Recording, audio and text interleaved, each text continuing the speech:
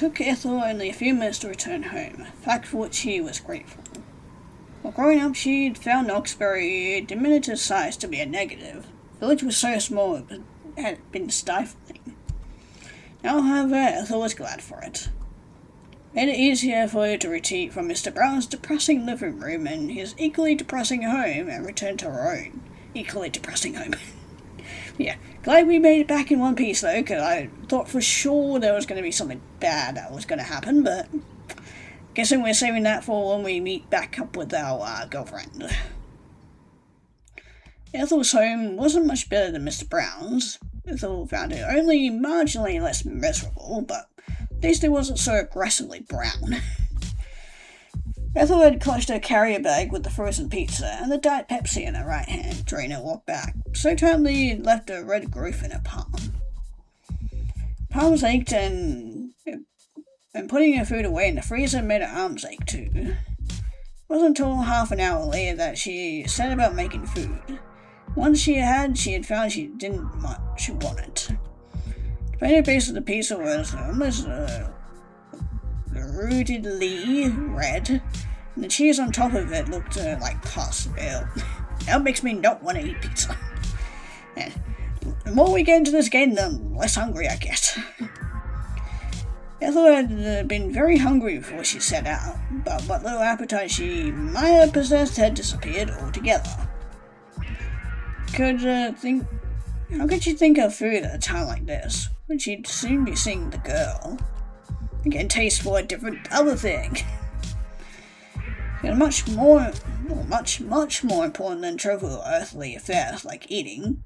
The earthly stuff we're picking up.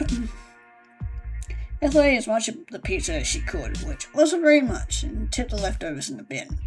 Why not put it in the fridge? You could eat it for later.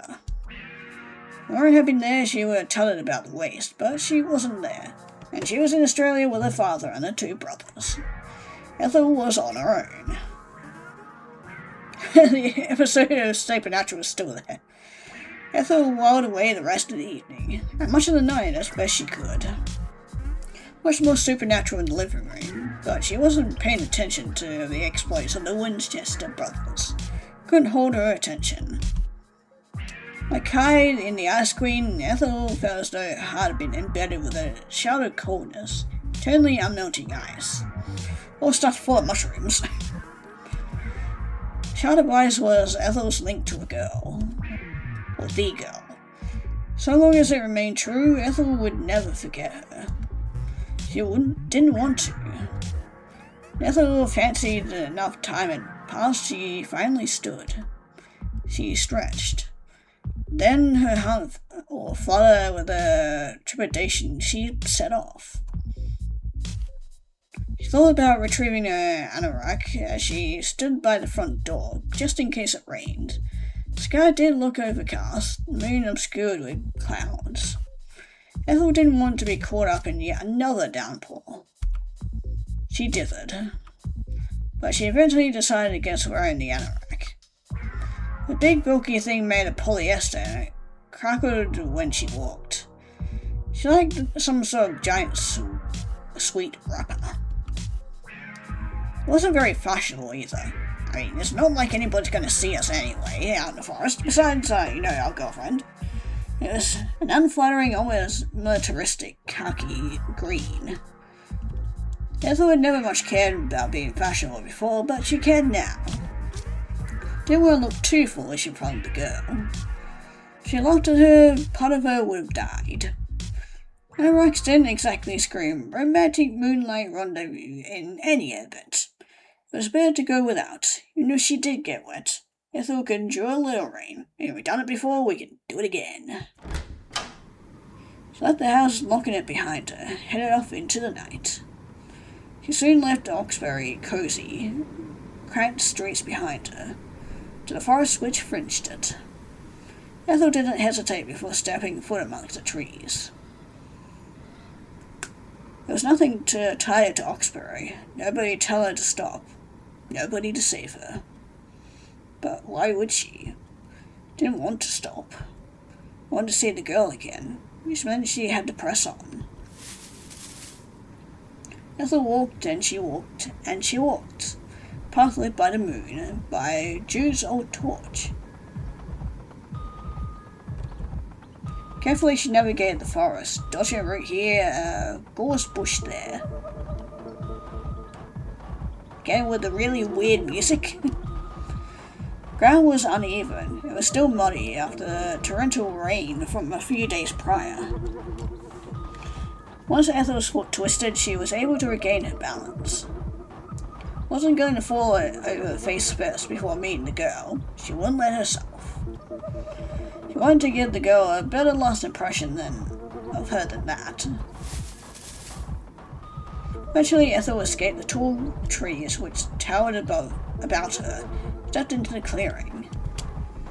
She could see St. Catherine's in front of her, solidly immovable, and it had been during the previous 2 nights that she had come across the aged building. St. Catherine's looked as it had been, coated in the inky darkness of the night, but there was something different about the church that night, something which made Ethel pause. Was there like a rave going on in there or something? Light wasn't on in the window, the door was tightly closed. Ethel couldn't see the hairline crack in the church's entrance, which had become so familiar to her. All the candlelight was spilled from it. Said the church was sealed shut, airtight like an Egyptian sarcophagus of eras gone by. The church seemed hollow out and empty, dull dismal shadow of its former self. Ethel approached the church hesitantly, gait as slow and uncertain as a newborn deer's. Was the girl really there? Ethel wanted to believe so. The girl had said she was going to be waiting for her. I mean, I guess she didn't say specifically where, but I guess we just assumed that, it'd be back at this church. The girl said but she couldn't detect any trace of life in the old stone building. Nighttime air was cold, yes, but there was no breeze to it. It was as quiet as the grave. It seemed unlikely that the girl would be shut up inside the church, which now felt so very devoid of life, still singing her alluring siren song. Ethel couldn't imagine it. She was having a hard time picturing the girl at all. Now that it had been almost a full 24 hours since she had last seen her. What did the girl look like? What did she sound like? Ethel was sure she had been beautiful, but she was sure of this in only a very vague, half-formed sense. Too vague and half-formed to be sure at all. She had thought the girl perfect, but perfection didn't exist. Not even Shania, for all her pretenses to the contrary, had been perfect. How could the girl be otherwise? She had she had allured Ethel, an ordinary girl, or was she? Ethel approached the church slowly, soles crunching the tall unkempt grass underfoot.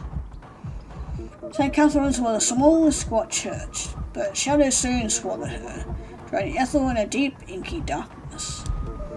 Ethel reached out, her right arm trembling, pressed her palm against the door, which seemed curiously impenetrable and dark, wood too firm and thick to give way beneath her fingers. Then she pushed. Church wooden doors dwarfed Ethel to such a degree that she was almost surprised that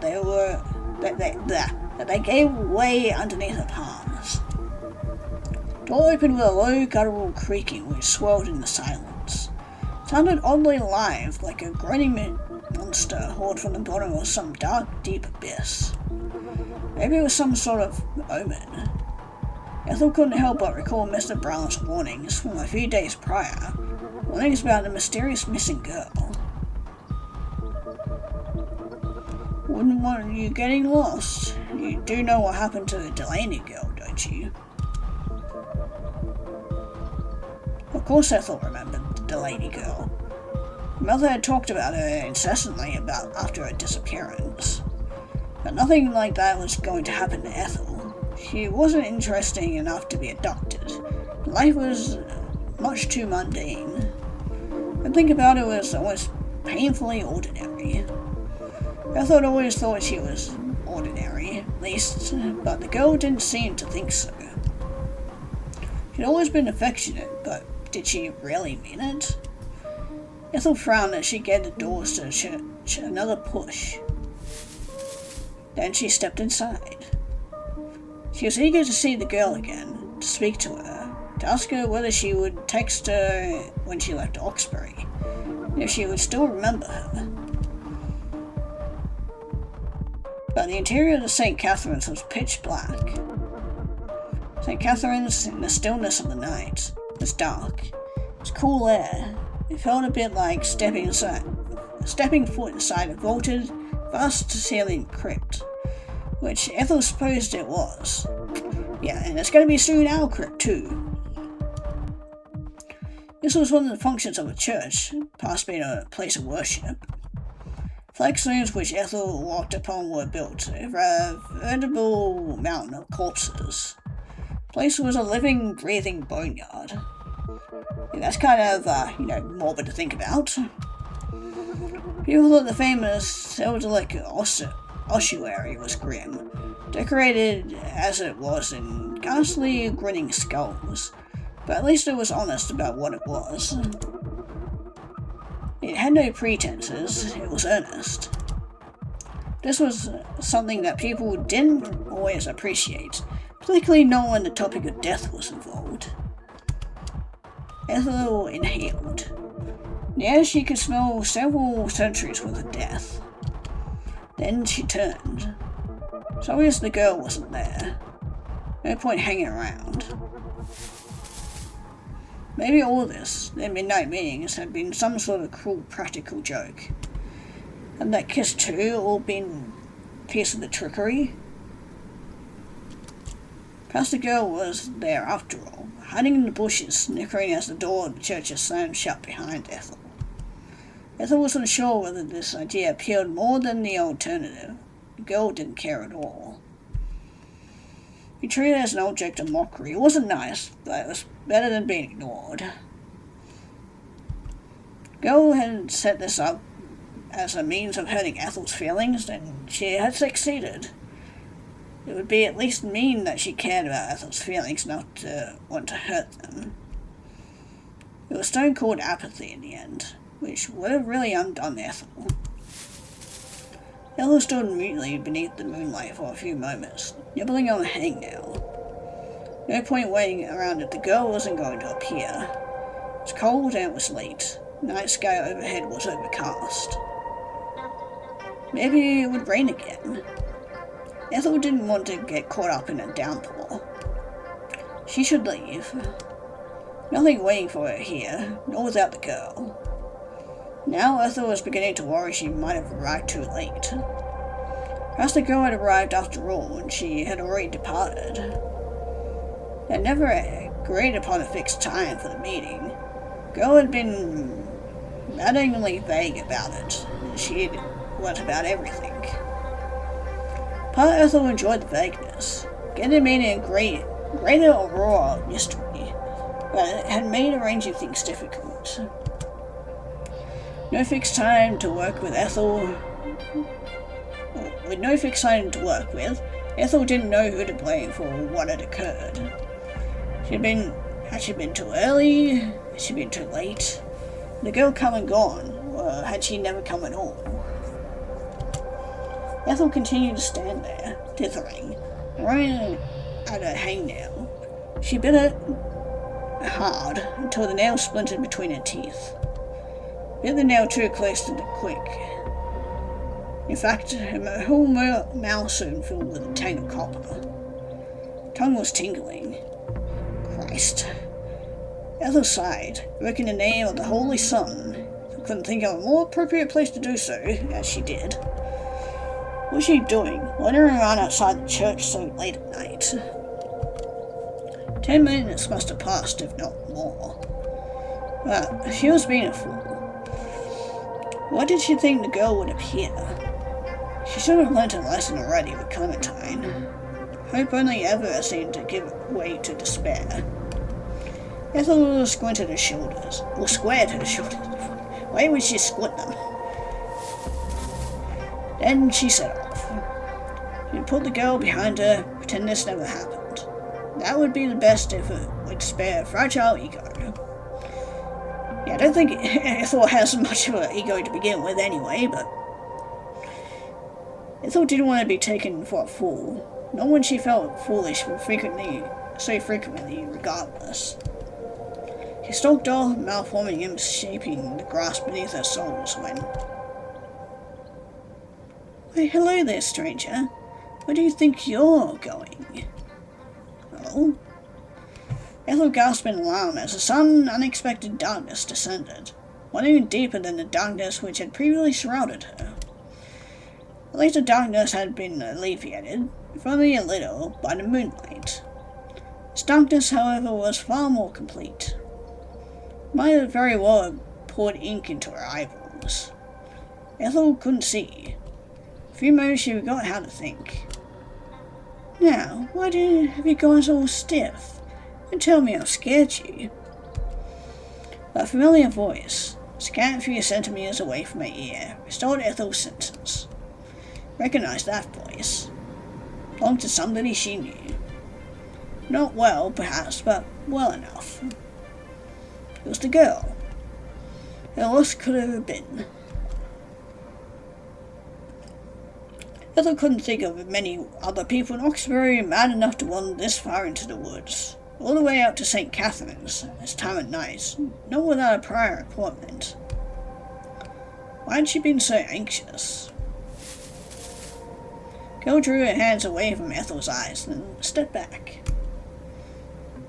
She looked just like she always did, dressed simple, her hair short and dark. Ethel thought the girl's hair, which had been in dark raven's feathers, was more pretty when viewed in the flickering candlelight of the church. Outdoors, however, it almost seemed too dark, though she and the shadows were undulating, amorphous blue. Mostly it looks more like a bluish green, but... Girl's skin, meanwhile, seemed too pale, dressed oddly flimsy given how late it was. Wasn't she cold? How about we warm her up with a kiss? I don't think we need any more kisses between the two of them, because definitely making Ethel, or at least poor Ethel, sick. Ethel examined the girl questioningly. Though Ethel knew her, she suddenly seemed like a stranger. Maybe it was because she had never seen the girl outside the church before. Ethel must have begun to link the girl and St. Catherine's together, coupling them until they were one symbiotic organism. One cannot function without the other. Girl without the backdrop of the St. Catherine's nave might very well have been missing a limb, or an eye, or a mouth. Girl's lips, however, were very much present. They were curved upwards into a familiar crescent moon smile. Were you looking for me? So, that's very sweet. Yes, I thought maybe I was too late, too early, or... I don't know. I thought I wouldn't show up at all. Ethel felt silent. Anxiously, she gnawed the inside of her cheek. That wasn't necessarily something she wanted to admit. It made her feel uncomfortably vulnerable, but she nodded all the same. She couldn't hide anything from the girl. The girl's voice might have been light, but her eyes were sharper than knives. Oh, you don't need to worry about that. I'd never stand you up. Do you think I'd be so cruel? Maybe. No, I don't. I didn't mean it like that. I just meant... Didn't think that you were worth waiting for. Maybe. Jeez, I thought that was probably the case. You silly thing. Wish you'd made more self-confidence. Or had more self-confidence. That might be quite the big wish. I did get that feeling, yes. Shouldn't be so down on yourself, though. You're a nice girl. No decent person would ever leave you in the lurch. Was that so? Ethel sighed.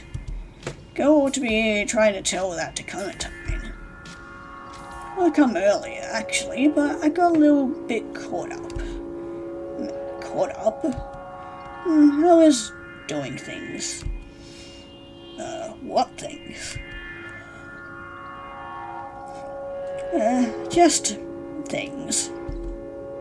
Doesn't matter now, though. I've got everything under control, which means we can spend a lot of time together. Provided you want to, of course. Well, of course I want to. Ethel replied quickly, perhaps too quickly. Then she winced. Why did she have to sound so eager? That was so uncool. Not Ethel supposed that she had ever been cool. People did use the word cool. Or did people ever use the word cool anymore? Perhaps that was also dated. Just like everything else about Ethel. Taste in TV shows, her favourite music, and her fashion sense. What fashion sense? Ethel wondered if the girl would judge her for blatant enthusiasm. Wasn't it a bit excessive, but... Good, I'm glad. Don't know about you, but I've been looking forward to this all day. You have? Yeah, you're the only person around here I can really talk to. Or at least you're the only person I think is interesting enough to talk to. I don't want to waste my time with anybody else, but you're fresh. But you're special. Special? Yep, I said so, so it must be true. You can trust me. Girl giggled, and after a pause, Ethel found herself giggling too. There was something infectious about the girl's laughter. She really couldn't help herself. Looking forward to having a girly chat, just the two of us. But I don't think I want to stay in St. Catherine's tonight. Well, when it's my last day here, I think I'd rather go on a walk. Uh-oh. Does it mean we're gonna get lost in the woods and you're gonna take me to your secret hideout where you're gonna murder me? Potentially. Or at the very least make me disappear. That's if you don't mind. Oh, Ethel blinked. She was surprised to find that, for some inexplicable reason, that she did mind this. She minded quite a lot, actually. Word strange danger flicked unbidden inside her head.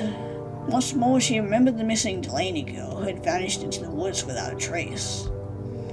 But surely she was being foolish. It seemed unlikely that the girl meant to lead Ethel into the woods to dismember her. She didn't look like a serial killer, neither did she act like one. You speak for yourself, buddy. To me, on the other hand, she kinda does. At least a supernatural serial killer of some sort. She not seem to be in possession either of a soul or any other potential lethal instrument with sharp serrated edges. Yet who needs a weapon when you can poison your victims with some sort of weird fungus, just by simply kissing them? Ethel was just being paranoid. Or maybe confusing being paranoid with having common sense. Why was she such a coward?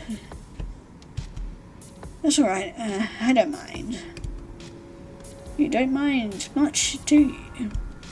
Girl tittered, and Ethel got the feeling, though she tried to squash it, that the girl was making fun of her. I thought you'd say that, but I guess it's good to get some clarification regardless. I don't want to drag you into anything you didn't want. Now, shall we get going? Girl held out her hand, her stark white fingers extended in the dark for Ethel to take. I'd like to show you something.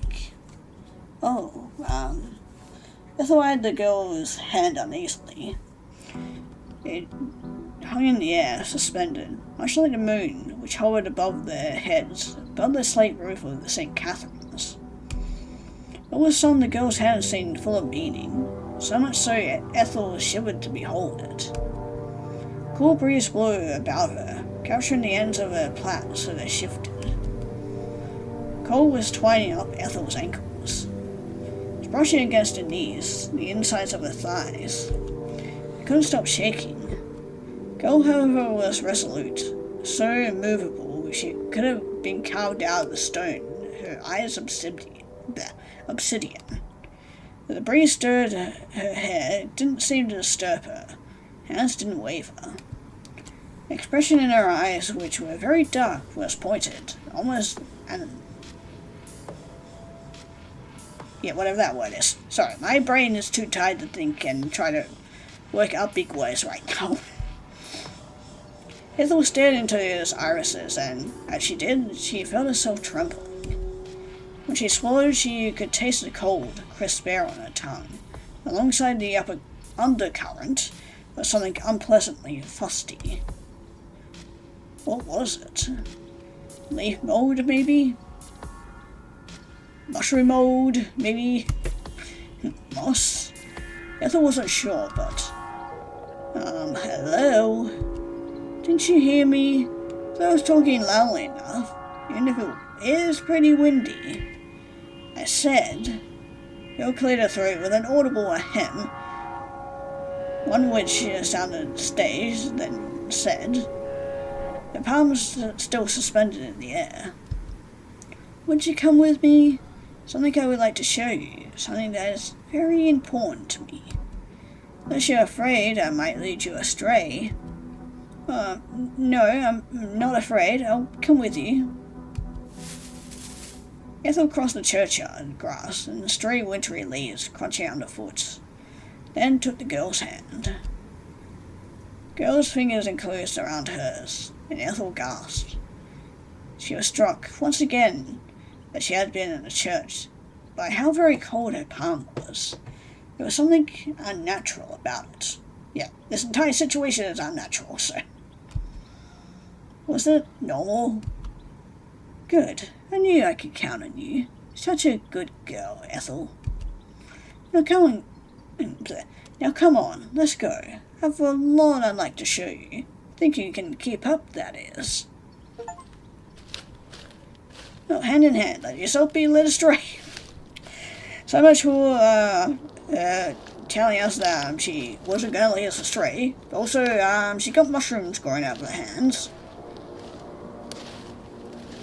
It was without any further preamble that the girl turned, dark hair fluttering in her wake as she walked.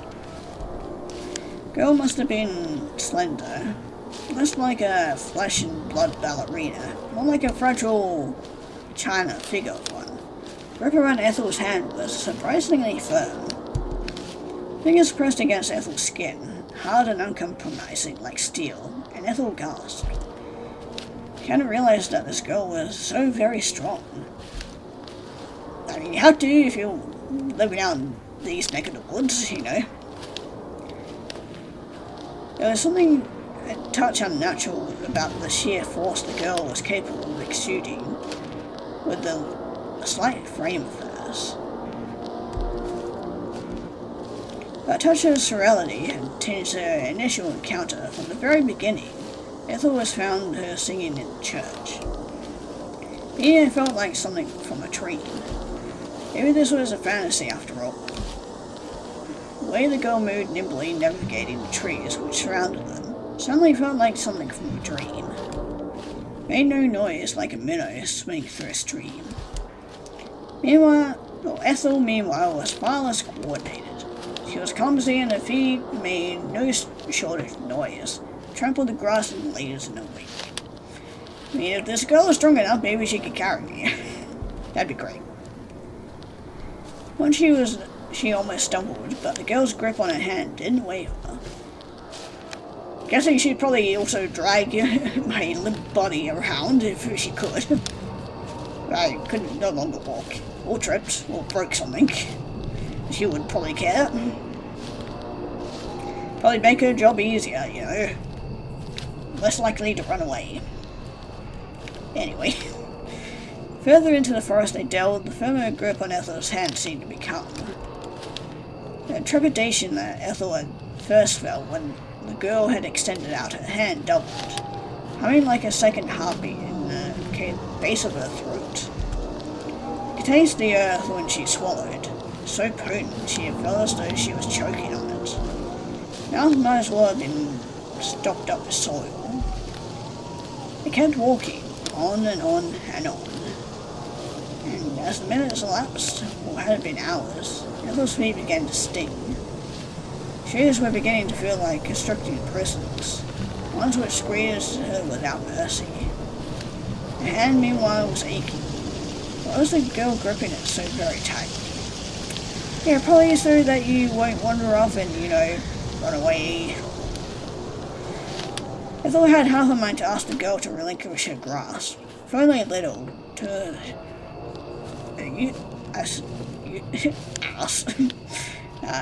her aches and pains.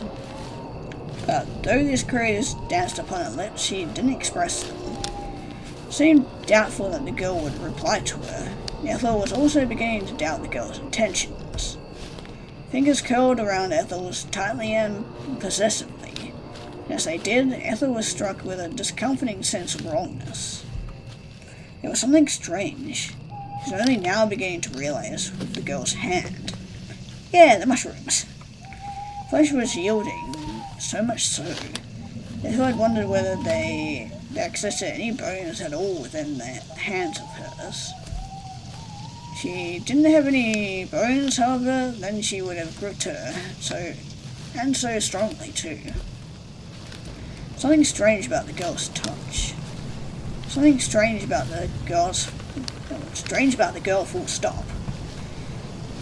This night had been nothing but, other than bizarre. I mean, these last 3 nights have been nothing but bizarre, but yeah. Ethel's surprises had yet to cease. There were more nightmares to uncover, nightmares which Ethel had never before considered. Imagination simply wasn't good enough. Frankly, mine is, and I thought, so many horrible scenarios that could be happening at any given time during this adventure. It wasn't enough to preempt the sheer shock she received when the girl came to a halt and glanced back at her. It observed Ethel, her hands still entwined like a couple of lovers out on a midnight stroll. Well now, isn't this relaxing? I find this part of the forest quite pretty, don't you agree? I think you got a little something in your hair and maybe in your dress, and your arms, and the rest of your body. There's nothing very lovely about Ethel's companion. Oh hi. Yeah, I hope nobody has a fear of mushrooms or nature in general or tryptophobia. I don't know if this would be called tryptophobia, but it would be a fear of this to be called. I have no idea. Girl's smooth skin, which Ethel had once envied, had altered dramatically during their walk through the woods. It was no longer as fair as it had once been, neither was it so very clear. Girl's skin seemed to have tarnished, flesh stripping away like wallpaper, an old house to reveal. Not bone, but a cluster of white growths which protruded from her skin. Sentient mushroom! Now I feel bad for all the mushrooms I've eaten, because how many of them were sentient? And possibly once humanoid shaped and got cut up for humans to eat.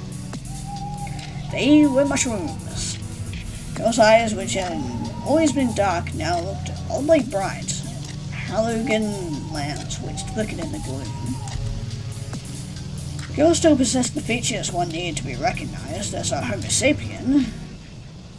2 arms and 2 legs, a head, and a suggestion of a nose and dark pitted cavern for a mouth, but she had looked like no person Ethel had ever seen before.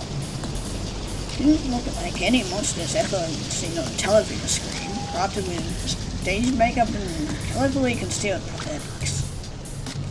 Looked like something from a nightmare. so removed from Ethel's comprehension that she didn't know how to define her. Ethel's thoughts seemed to ground in the moment. The girl turned to glance at her, to a halt, slowly and then stuttering. The girl must have noticed Ethel's disorientation, the source which accompanied it, but it didn't seem to bother her. Maybe she had been expecting it. The girl smiled, a dark, demonic sort of smile which rivaled the blackness of the night which hung about them. The girl drank dark hair. Yeah, the girl's dark hair had once been luxurious, but now it looked strangely brittle, like straw. Body seemed to be undulating, ever so faintly, as if animated by some unholy energy. While mushrooms were sprouting from the side of her neck, the collarbone, her right cheek. There were mushrooms in her hair, garlands of them, and like a crown of flowers. Mushrooms, some white and ghostly, others dun brown, sprouting in the crevices of her arms, between the tips of her fingers. Mushrooms were swallowing her whole, fluttering as they always did on the carcasses of old, dry, dead things. The girl herself, with her straw-like hair and her patchy, discolored skin, might very well have been a dead thing herself. The way she spoke was certainly dry and rasping, though she were enunciating through a mouth full of gravel. Ethel stared at the girl, the creature in front of her, which had once been a girl with wide, frantic eyes. What are you? Do you really have to ask? I'm not very different, you know, from the girl you were talking to before. We're still the same person. Though maybe person is the wrong word to describe me. Only the girl laughed. It was an awful sound, dry and scraping, like a tree branch drumming against a window pane. The sound sent shivers down Ethel's spine, shivers she couldn't control. It was cold outside, but the girl's voice was even icier.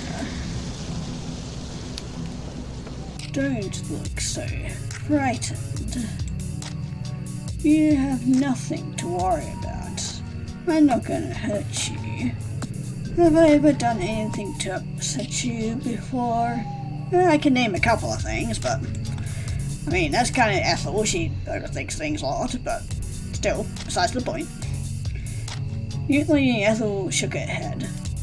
She wasn't sure what to say in the face of this nightmare. There were no words. There, you see, there's no need to fret. If anything, you should be flattered that you'd be able to see us like this. We don't show ourselves in this form to many people. Only people we trust receive this privilege. That means you're special. I don't... Ethel swallowed. When she did, she could taste the cool air on the back of her throat. Surrounding as the girl looked now with her aqueous eyes. But were they eyes?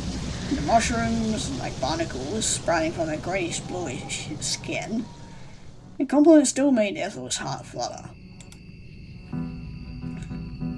Yeah, man, this girl is definitely freaky. Pitiful part of her that always yearned for acceptance still appreciated the girl's kind words. I mean, that's probably why this girl, came after Ethel, because they knew that she would be, easy prey, because she's vulnerable, and, yeah, all that stuff. But another part of her shrunk away from them, shaking. I don't understand. You said that you're the same as always. That's correct. But you're not human, are you? Ethel winced the moment they clearly left her lips. It sounded so stupid. Hackneyed beyond belief. It was the sort of thing she'd hear in Supernatural. Never had she mentioned that she might end up saying such a corny line. How in the world had this happened? Ethel's face began to flush, despite the cold and embarrassment. It seemed like she would never be cool. She simply didn't have it in her. She was too large, too unwieldy, too awkward. How very astute. The girl didn't seem to mind that.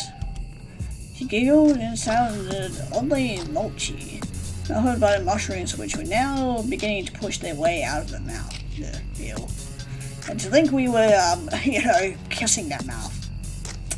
Also noticed that, the name card thing changed from the girl to monster now. I mean, it's kind of appropriate, but you're right. We're not human. Or at least not as you understand it. We're much, much more than one individual consciousness. Yeah, much more than a single individual. And we've been allowed to spread for too long. Our host was a human once, but we have long since consumed her body. So you're looking for a new host. Got it. So I'm assuming this is probably the Dolly girl that went missing. There are pieces of her consciousness left, of course. But she's become so deeply entwined within us that it's hard to differentiate her from the rest of us. Wonder if the consciousness is all the different girls that have, fallen victim to this creature. We're all one and the same. Your host? That's right. She was an ordinary girl. Just like you. You met her in the woods a few years ago, and she took to us at once. She opened us up to us, taught us all her secrets, gave us every last little bit of herself, and her soul. Then we devoured her. Girl? Ethel gasped. Are you talking about the Delaney girl? Delaney. Martha frowned. There was a pause and then... Oh yes, that was her last name. Delaney. We knew her as Isa. However you pronounce that name. I'm just gonna call it Delaney. That's much more easier to pronounce. Not my tired, puny little brain. She was really a sweet thing. So kind and trusting. Kind of like Ethel here.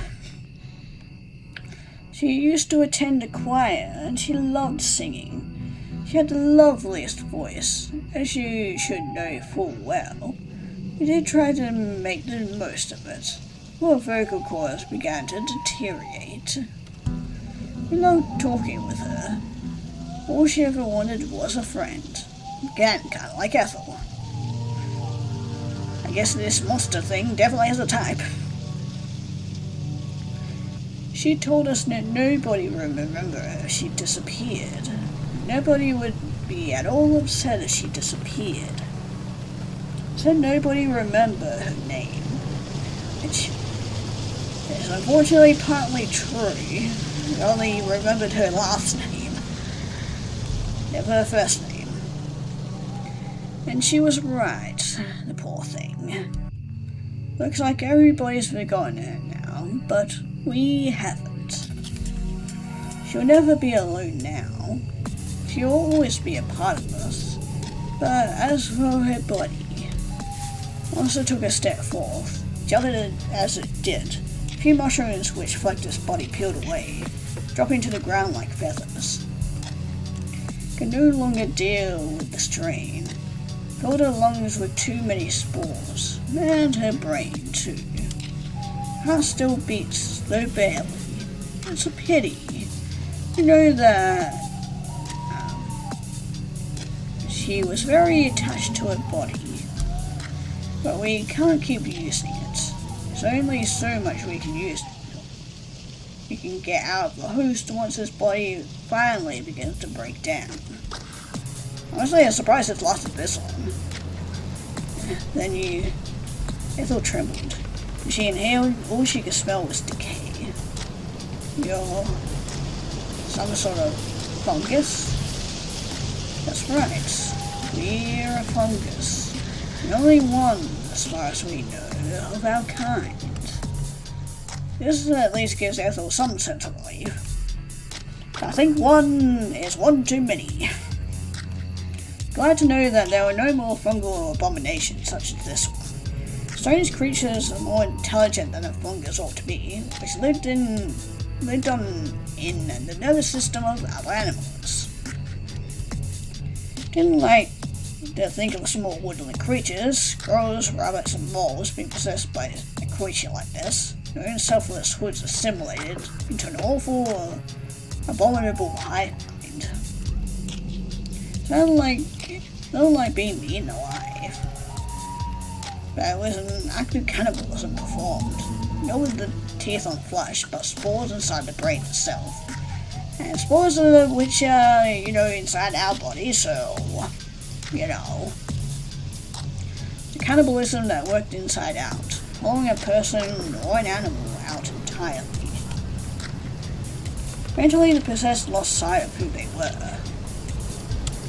Became a shell of their former self, but they retained the sense of self at all. We have lived in this forest for centuries, surviving from one host to another in an endless chain. But that's neither here nor there. I do think that is very interesting. I mean, I'm kind of interested. That's how you guys came to be and what it's been like and how much it's changed in these past few centuries, The old host has already run her course. Also took another step forth, then another, rushing nothing off its body with every step. Ethel meanwhile took a step back. She could feel her heart in the base of her throat, cold hard thing like a marble. She would have turned to run, if she could, but body didn't want to listen to her. Legs had locked up. Take another step back was the only act of insubordination she felt capable in that moment of offering up, but still wasn't enough. Ethel felt a resistance behind her. Could feel something rough pressing against her spine through the fabric of her clothes. Also backed her into a tree. Now there really was nowhere else she could run. I mean, unless you're a good climber. Monster was upon her, one sinuous arm outstretched as it took Ethel's cheek, palming it so Ethel gasped. Then its voice low and said, "But all is not lost. You are here, and you care for us. You said so yourself. You wouldn't let us die, would you?" I don't. We know that you wouldn't. You're a good girl, Ethel. A kind girl. You're always putting others before yourself, even when they hurt you. We would say you ought to stand up for yourself more. Once again, the monster chuckled, opening its host's vocal cords, which sounded unnatural. But we think it is best that you don't. We know you want to change, but we like you just the way you are. Like how soft you are, and how sweet. Like that you're so pliant. We like that you want to be so, liked so much. It's very endearing. You're a silly thing. We think you're very, very sweet. Also leant in, when catching it in its dry, dead hair. The moment Ethel could see the girl's face anew, You see her dark eyes boring into her unencumbered by the parasitic fungus which had been protruding from her sockets. But then Monster went in, and parted its lips, pressed its mouth against Ethel's own. Yeah, one final kiss on the road, eh? Monster's breath smelled of mildew, tasted like a tomb. That was fitting, then, giving Ethel's mounting confidence that this would be where she would die. Monster would consume her just like it had done to Delaney, to Chloe, who had gone missing all those years ago, to all the other girls Ethel knew had vanished deep in Oxbury's woods. Like a parasite, the monster meant to devour from the inside out. There's nothing Ethel could do. Too weak to fight it off. Ethel had always been weak. Ethel had always been desperate for any crumbs of affection she could scrunch ever since Clementine had left her. Parents had tried, Ethel supposed. Her father had always been too busy, mother too self-absorbed. Their love had never been enough to satisfy Ethel. She always wanted more.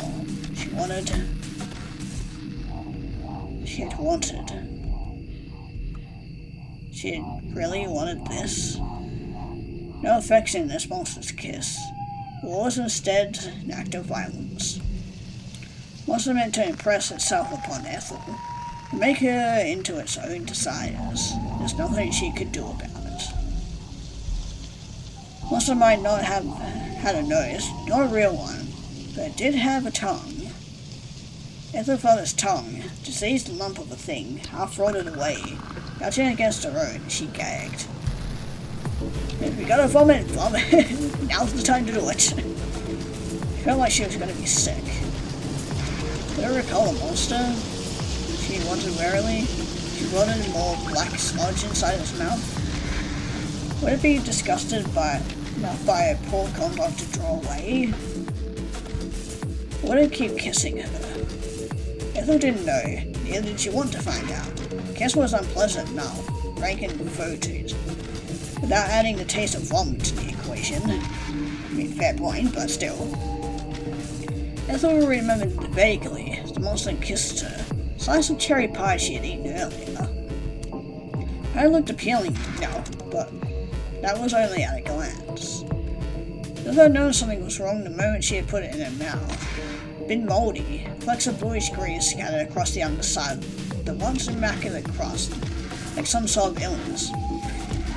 The taste of moldy cherry pie wasn't so dissimilar to the taste of the monster's tongue as it twined with Ethel's own.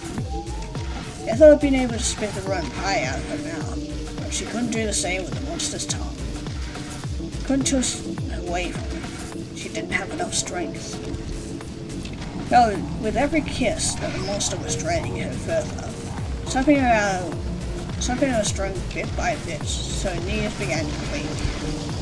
Monster was kissing her more vigorously than anybody had before, almost as if to draw the breath clean out of her lungs. Monster was kissing her through as though its very life depended on it, and perhaps it did. What is a fungus without its host? Monster needed Ethel to survive. Why it was clinging to her. Needed her more than anybody else ever had. Needed her more than her parents, who never even bothered to understand her. More than her brothers, who had treated Ethel like a stranger. Much, much more than Clementine, who had finished with her, though she had said that they would always stay together. Clementine had promised. At the same time, Ethel had been naive enough to believe her. Only she had cared so much, or hadn't cared. Only she hadn't wanted it so badly to be wanted. I mean, how she got to what she wanted, so... Ethel didn't have to worry about being wanted now. At least the monster wouldn't leave her. Couldn't. The monster needed Ethel more than she needed it. And nauseating through the monster's kisses there was something almost appealing about this idea. Being wanted was nice, even if it resulted in her own destruction. Clementine had destroyed her once already, shattering what little self-worth Ethel had possessed. She had told Ethel they couldn't stay together.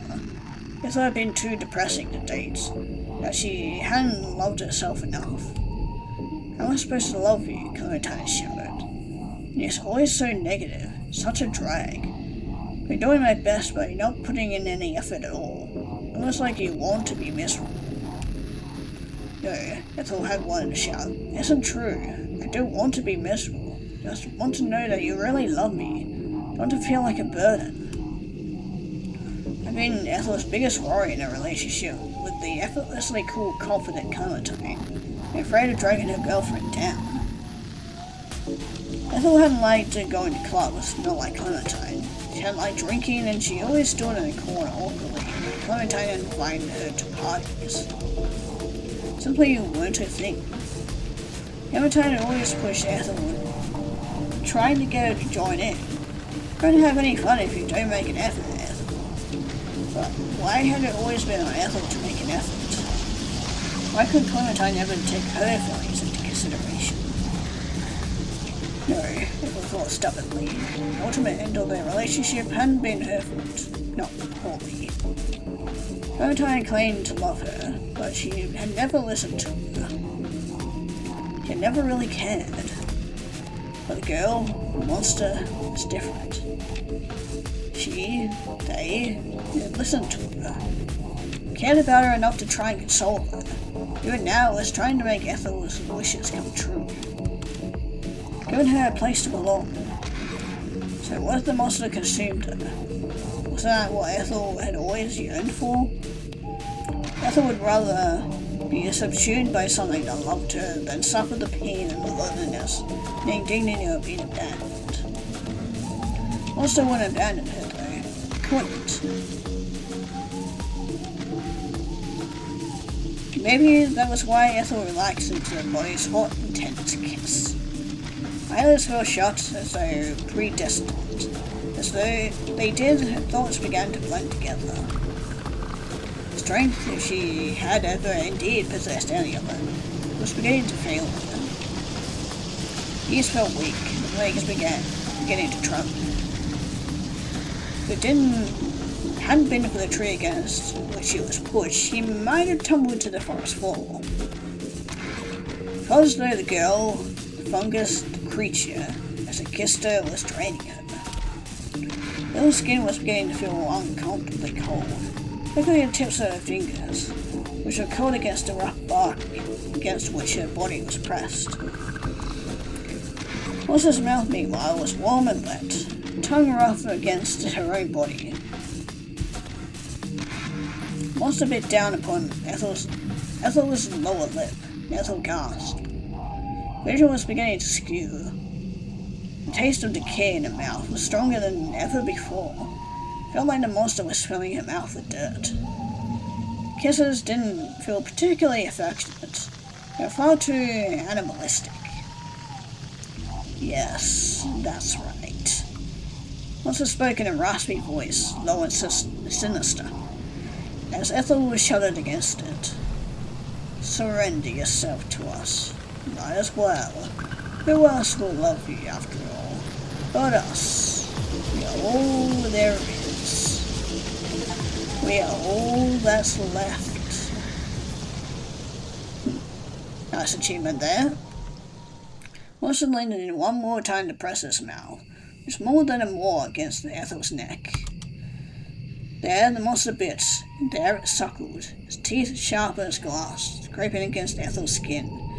So she squealed. Ethel felt the monster reaching for the hem of her skirt as it spoke. One hand, a dry, hard hand, sunken fingers, skinny as sticks, rocked up the long done brown fabric which had skirted Ethel's pinkish thighs. Then the same hand was pressed against Ethel's legs, against her, stroking insistently. For with a pain grasp courtesy of Ethel, one which the monster swallowed with a demanding, destructive kiss, was inside her. This wasn't the first time Ethel had done this, or had this done to her. She and Clementine experimented during the year they had been together. We didn't know given the duration of their relationship and their mutual feelings for one another. Clementine loved her, and thought loved her in return. They kissed and they cuddled, and they had done more besides. Clementine had stroked Ethel to climax numerous times, Ethel shuddering all the while and sighing, wondering why Clementine bothered. Why did she like her so much? What did she even see in her? Ethel hadn't known, and she didn't want to. Her earnest desire to understand, the even present insecurity she had asked. She worried initially that she had asked too much, but Clementine had assured her that this wasn't the case. Told Ethel that she was not annoying. Can't annoy me, just not possible. I like you too much. I think you're too cute. That was what Clementine had said at the beginning. This sentiment of hers hadn't lasted.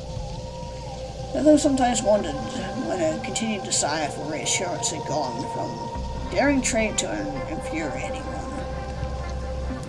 What made Clementine change her mind? As there hadn't been a clearly defined moment, it often wasn't, not in cases like this. Clementine tended to build up slowly in a relationship, bit by bit, like sediment on the ocean floor.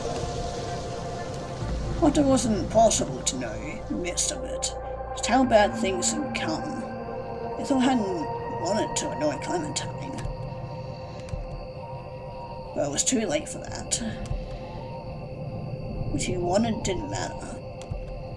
Clementine might have worried about Ethel's consent before they did anything, approaching the erotic, but she'd not asked for Ethel's consent before they'd broken up. It wasn't a thing that people tended to do before they broke their partner's hearts. Ethel knew she was being unfair and irrational, but she couldn't remember thinking Clementine wasn't all that considerate at the end of the relationship. Clementine liked to posture herself as a good person. She hadn't realized just how much she had caused Ethel. Maybe she simply hadn't cared. Ethel wasn't sure, but you don't have to worry about anything now. Monster intoned, mouth against Ethel's ear, teeth inhumanly sharp like shards of glass. You're with us now, and we want us to stay together. Want to be with you for as long as your body can endure us. Unlike you humans, with your empty promises, we really do mean it. The girl might have abandoned you, but we won't.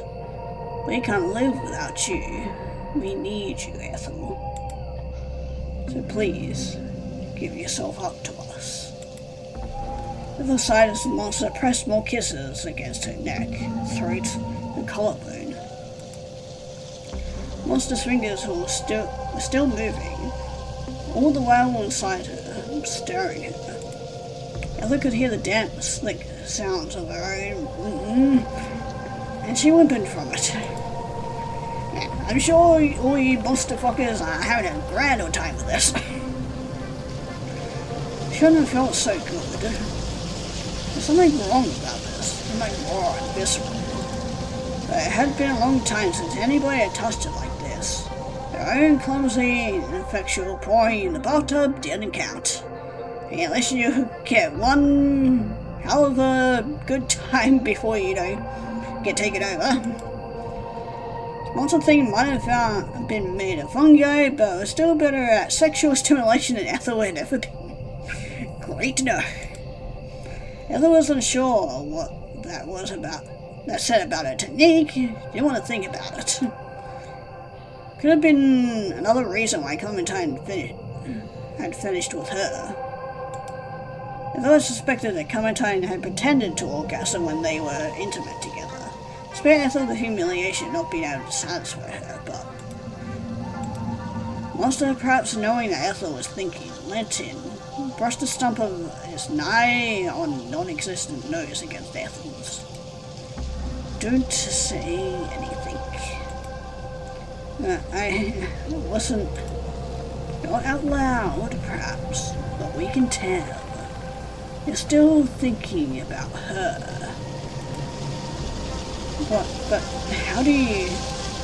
You know a lot of things. Monster spoke with a smile, which looked disarmingly girlish and sweet alongside it. We know that you've been let down a lot in your life. That's why you don't trust us. Can't give yourself up to us. Won't let yourself relax. But it'll be alright. We promise. Do you really mean that? Naturally, we aren't lying.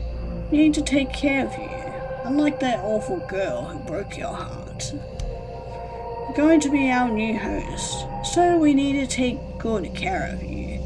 Won't hurt you. That would be like hurting ourselves.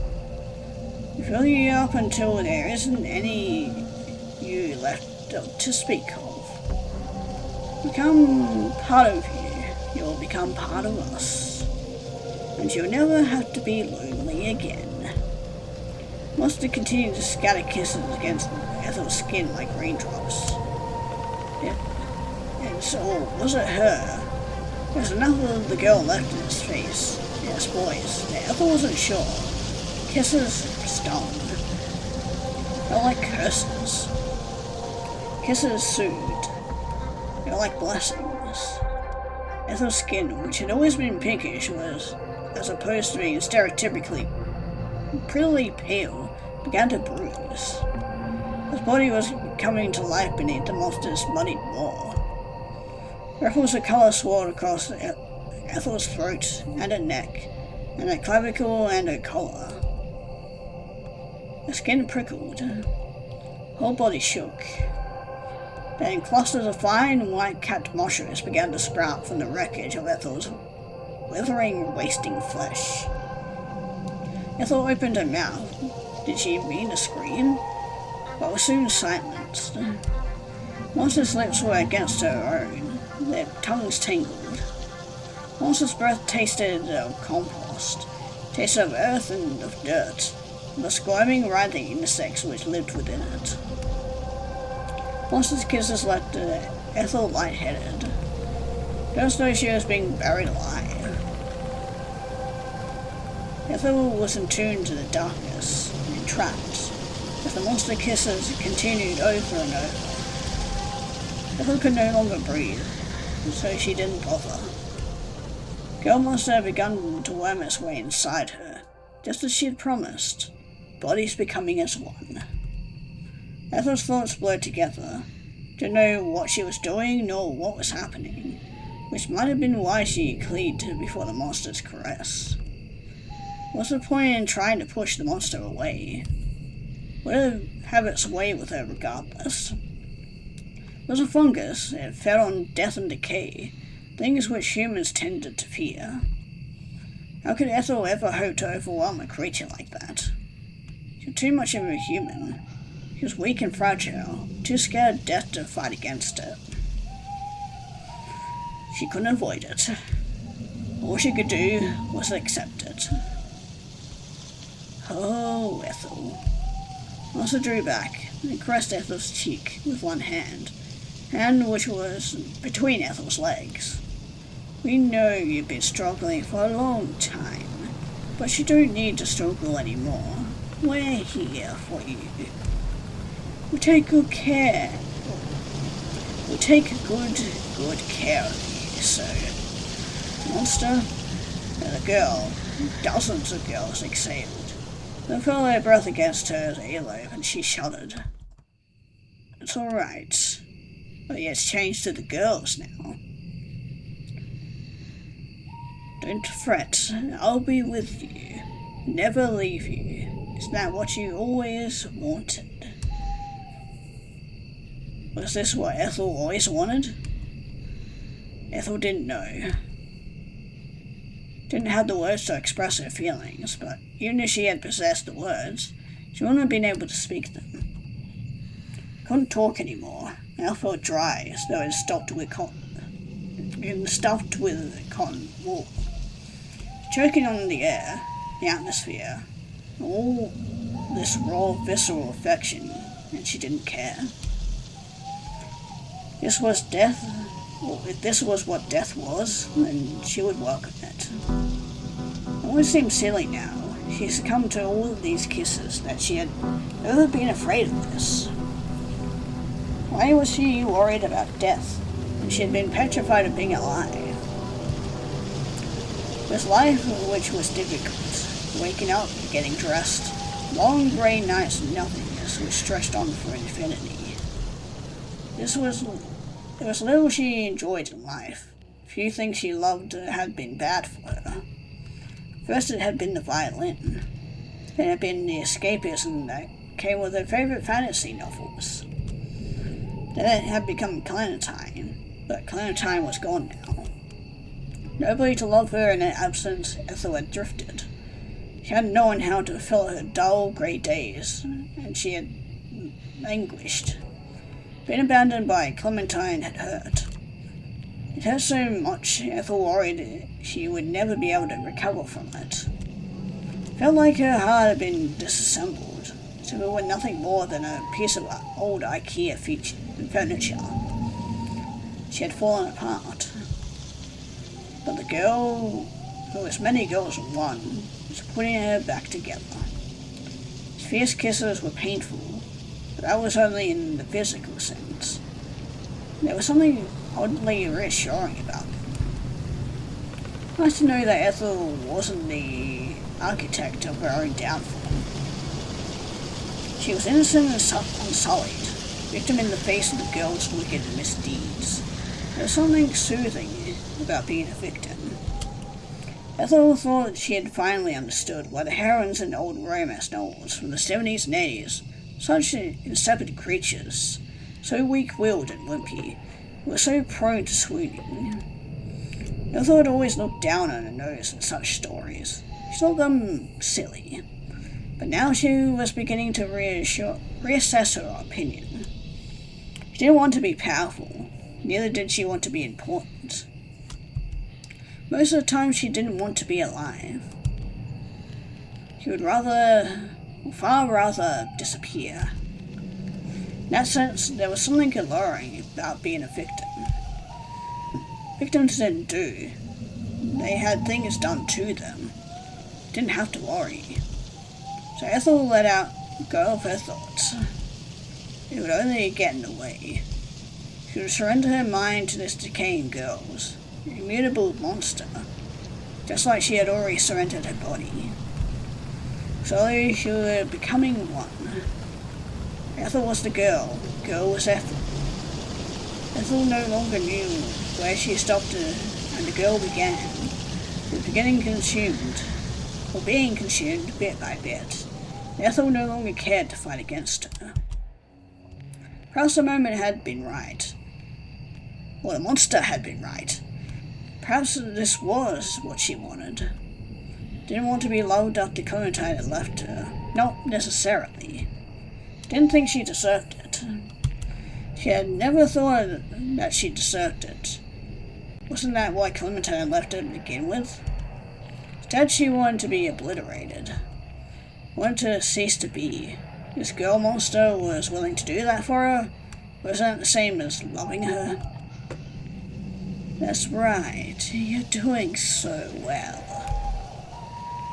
A litany of girls murmured, a sympathy of overlapping voices. Their fingers rubbed against Ethel, rubbing inside her. Just a little more. Let's keep going. Make you feel so good that you'll forget everything. When we're through with you, you won't remember all your regrets. You won't remember your mistakes. You won't need to. We'll do the remembering for you, which means we'll do all the hurting for you too. You'll never have to feel pain again. We'll take it all away. We'll become one. Then we'll always be together. Yes, Ethel thought. A breathy grasp. Yes, girls would take everything away. They would take her history, shame her face. They would inhabit her body, spores filling her lungs, her head, and her heart. They would live Ethel's life for her. Ethel would... She would disappear. Didn't want to live anymore. She hadn't wanted to live in a while. Why not submit herself to these girls? Collective consciousness would probably do a better job of being Ethel than Ethel herself ever had. Ethel's back arched, racing to fall apart, to bust, to bloom, to blossom anew. Heart hammered, then her mind contracted, collapsed, and everything fell apart.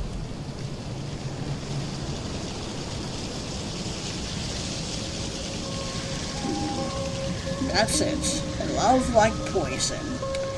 What a fucking game. I mean, I guess the message of the story is, don't follow monsters in the woods to avoid doing your thesis. No, definitely not. Yeah. Yeah, that was very interesting. Definitely interested to hear the backstory of this whole fungus creature. Very cool concept. Music by Sleeping Agents, ayo. But yeah, overall, very well-written game. Well-written visual novel. A lot of big words, but my brain was so tired that it struggled there in the end, but we got there in the end. Even if it meant we became a fungus monster. But yeah, I definitely know the feeling of not having many friends, or having like anybody give a shit about you, whether it be romantically, friend-wise, or family. It's not fun. Obviously, you do have to take yourself accountable, like Ethel, because there's only so much self-deprecating you can do before it affects others around you as well. Because you can only be, I guess misery loves company, but you can only be miserable so much before people no longer want to be interested in you, because not everybody wants to be miserable all the time. You might be used to it, but others aren't, so. Anyway, looks like we got an extra thing here, so. Ethel Briggs was no longer Ethel Briggs. The deep, dark woods where few in Oxbury dared to tread. Curious transformation had taken place. Girl who had really been a collection of girls. Perhaps they had been a monster, had taken Ethel inside of them. Perhaps it was Ethel who had taken all these girls inside her. It was impossible to tell. One thing was certain, however. Where there had once been two, there were now one. The scarred shell of the monster's former host, dark-haired, dark-eyed Delaney, lay strewn upon the forest floor, like a pile of unwarmed kindling. Delaney's body no longer looked like Delaney's body. It had undergone a curious sort of metamorphosis once it had been abandoned. Its gutted carcass lay curled up like a shed chrysalis, a cocoon. Mushrooms had begun to sprout from her remnants, pushing upwards like sunflowers as if to greet the moon, which hung above the treetops. As for Ethel, meanwhile, body too was beginning to change. Skin rippled as she took the monster, and its many, many consciousnesses inside her. A flood of voices filled her head. Tone of girls past who had been similarly subsumed. Ethel thought perhaps that she could hear the dulcet tones of Delaney, who had been such a good singer. But surely that was impossible. Ethel had never heard Delaney speak, not the real one at least. She had only heard a phantom of her, animated by the shared consciousness of the creature, which now dwelt within her. Ethel had never known the real Delaney, but perhaps the real Delaney, whatever that entailed, existed still within the monster. The creature, the mass of girls and souls all tangled together. Was the monster really a girl?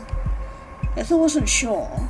And she felt she had shed her own girlhood, somehow, in allowing the monster to subsume her.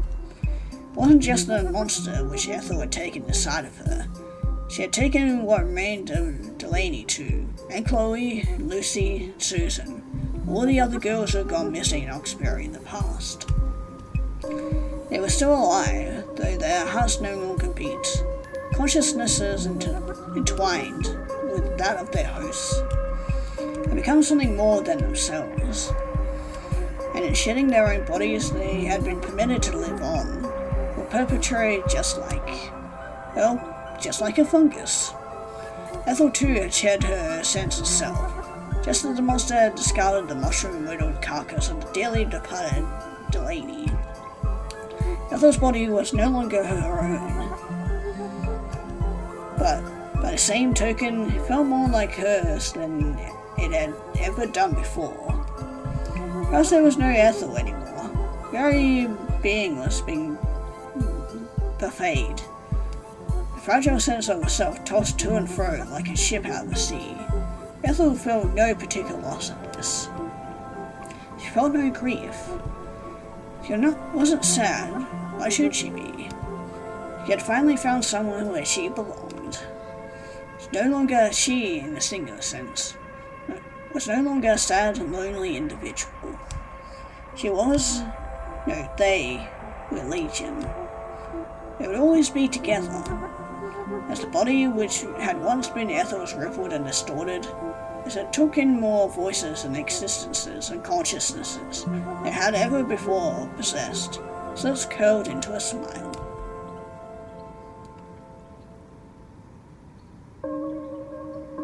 There, see? Isn't this what you wanted? And that looks nothing like Ethel anymore. It's an amalgamation of something. Also crooned to Ethel in her voice. Perhaps Ethel was simply speaking to herself, deep within the woods, where the fronds of the moon's light struggled to reach. We told you it wouldn't hurt. Isn't it even like going to sleep? It's like being reborn.